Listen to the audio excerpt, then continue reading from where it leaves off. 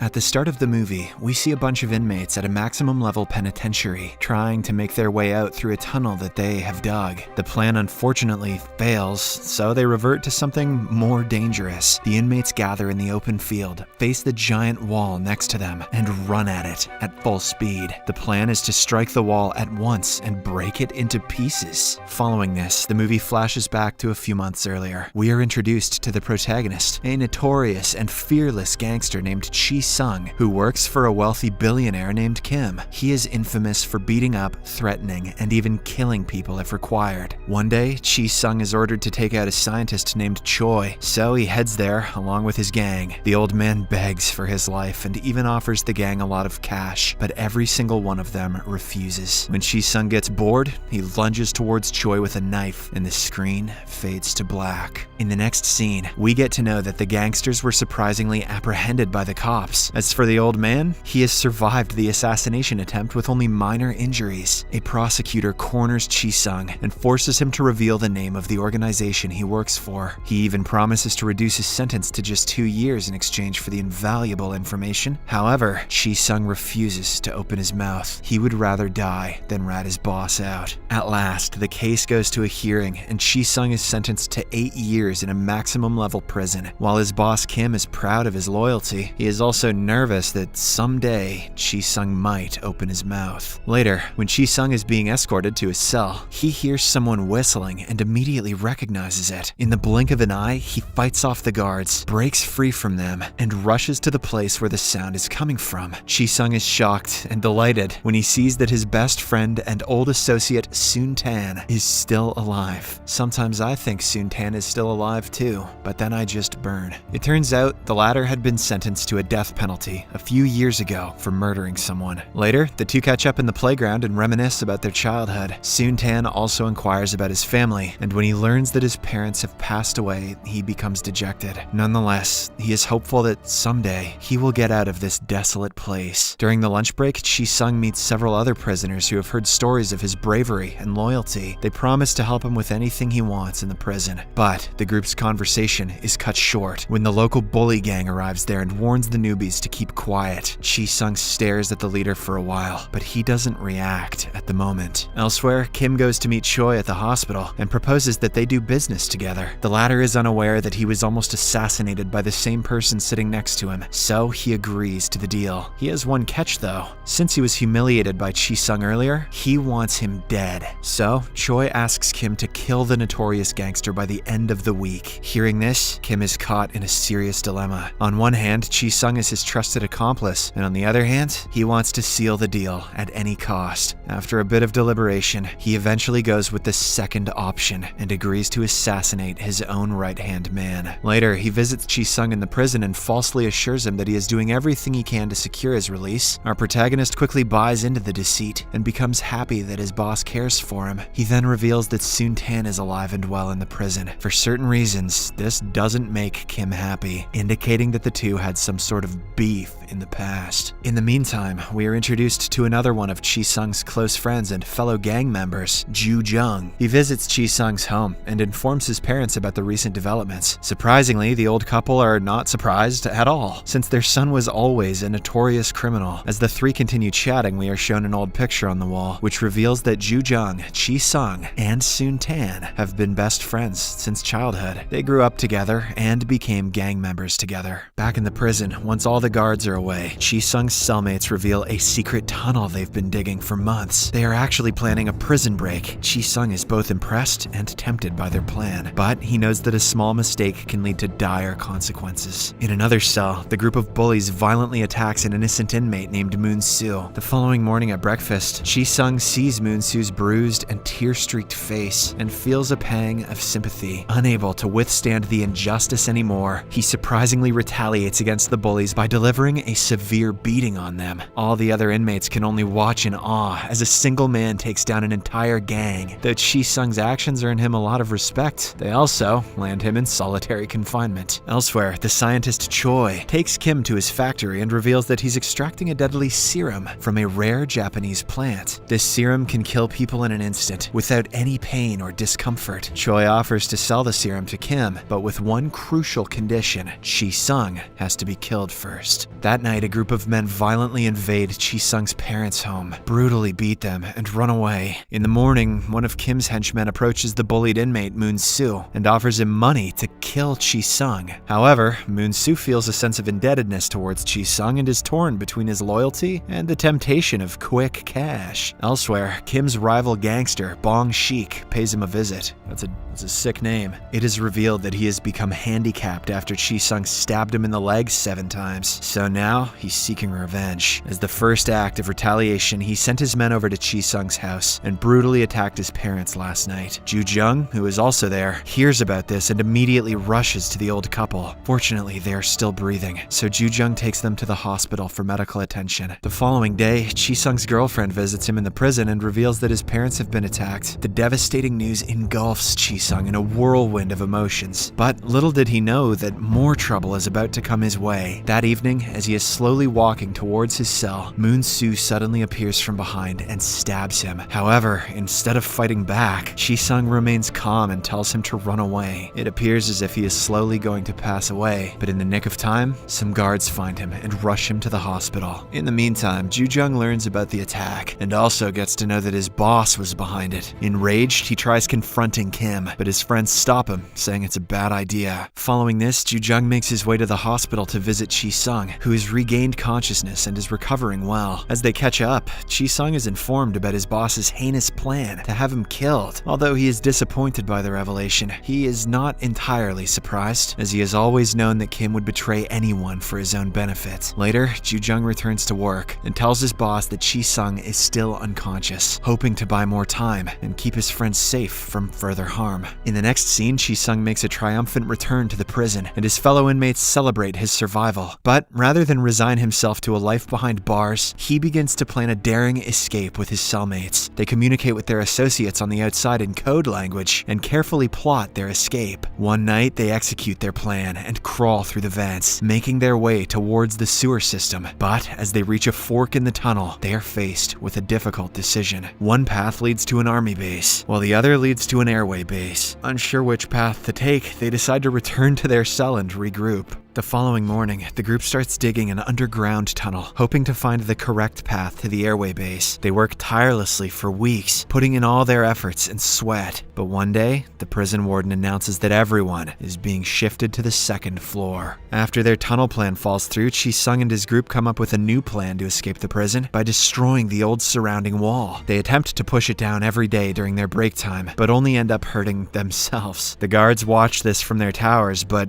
only make fun of them, knowing that their efforts are futile. However, one day, unbeknownst to all of them, the wall finally starts cracking. Meanwhile, Ju-jung and his fellow gang members are in the countryside, playing with their new weapons. When Ju-jung fires a shot in the air, it accidentally hits a plane flying overhead, causing it to spiral out of control. Out of all the places, it crashes right outside of the prison. As the wall breaks from the impact, Chi-sung and his friends make a run for it, and many other inmates follow suit, resulting in chaos inside the prison. Over half of the prisoners manage to escape, including Chi-sung and his 4 friends. In no time, the news of the prison break becomes national headlines, and Kim's gang also learns of it, making him nervous. Meanwhile, Chi-sung and his group hide inside a photo studio and take the owner hostage so as to evade the police. They also manage to steal clothes from a nearby dry cleaner and change into them to avoid being recognized. As they watch the news, they learn that one of their gang members, who is caught by the police, has revealed their gang's name as Love and Friendship.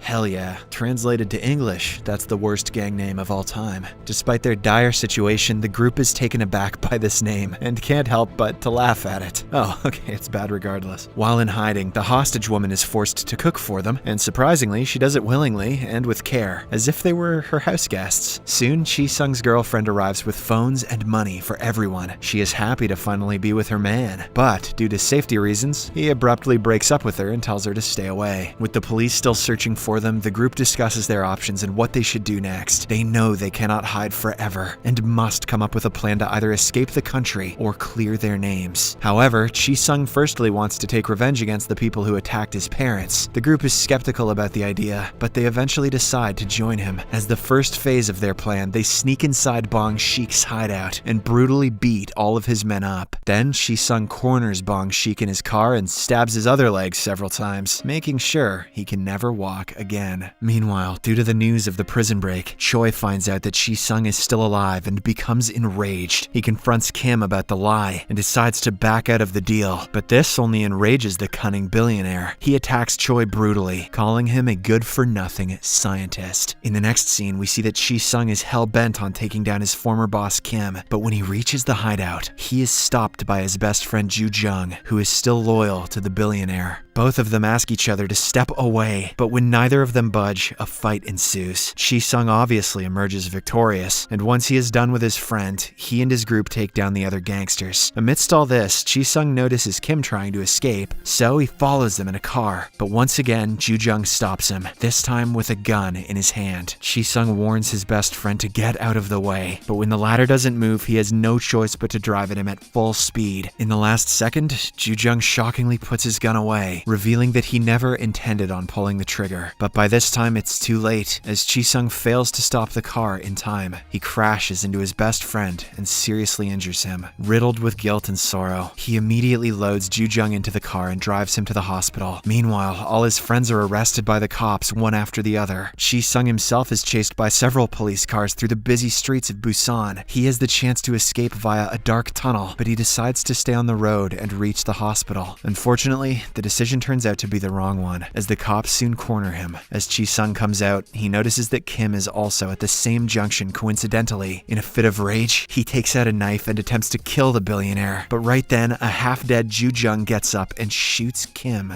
to death. For his actions, he is shot multiple times by the cops, but at least he saved his best friend from further trouble. The screen fades to black as we hear Shi-sung saying, "I'm sorry, Ju-jung. I'm sorry for everything." Subscribe for more videos like this, turn on notifications, and leave a like to help the channel out. Thank you for watching.